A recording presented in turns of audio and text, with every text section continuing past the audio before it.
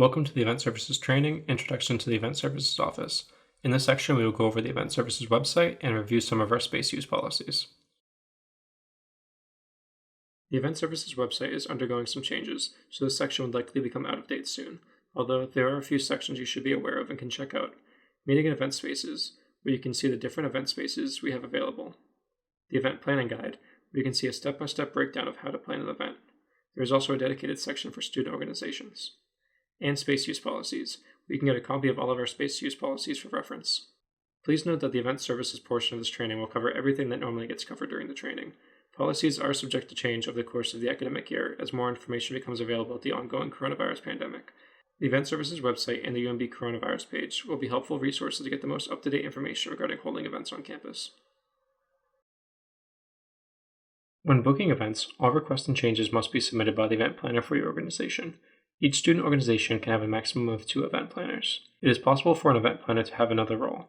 For example, it is possible to be the president of an organization and be the event planner, but being the president does not automatically make you the event planner. When going through the student organization training, you must indicate to student activities that you intend to be the event planner for your organization. Requests must be submitted at least 5 days in advance of the event date. The 25 Live Pro system does not allow for bookings within 5 days. Please note that the weekends and holidays are not included in this 5-day period. If you are scheduling a large event, it is mandatory to schedule a meeting 2 weeks in advance with the scheduling and events coordinator to solidify setup and event details. If this meeting does not happen, the event will not happen. We would consider any event with more than 75 attendees and a complex setup to be a large event. If you are having a movie screening with 150 people in an auditorium, a meeting would not be required. Although if you're having a dance with 150 people attending, a stage, a dance floor, a DJ, and catering, a meeting would need to be scheduled to confirm all of the details. If you are having an event that we would consider to be a large event and would require a meeting, the scheduling and events coordinator will notify the event planner. Space use policies. When using a classroom or auditorium, we ask that you do not rearrange furniture, teaching desks, or AV equipment. Furniture cannot be added to these spaces. AV Services provides tech support in classrooms and auditoriums on campus.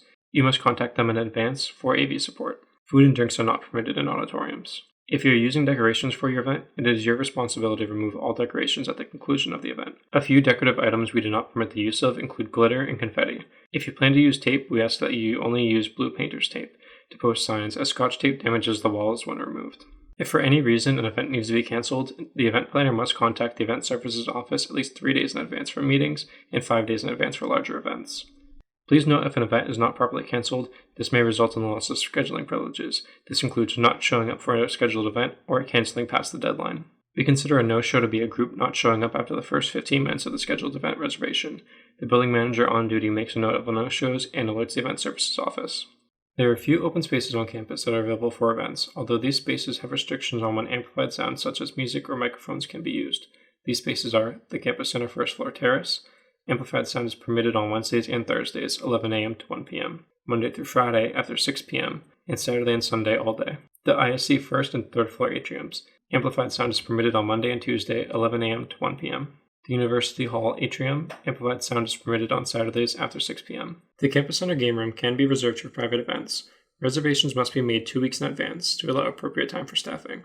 The game room can be booked for events Monday through Friday from 5 p.m. to 8 p.m. There is a $100 flat fee to book for the game room. The cost includes staffing, pool tables, usage of TVs, game systems, and board games. Music may be played, but at a low level and must be free of any explicit language. The university is currently reviewing the catering policy. When it is finalized, you will be updated. If you have any questions during any stage of the event planning process, you can contact the Event Services Office via email at event.reservations@umb.edu or by phone at 617-287-4800.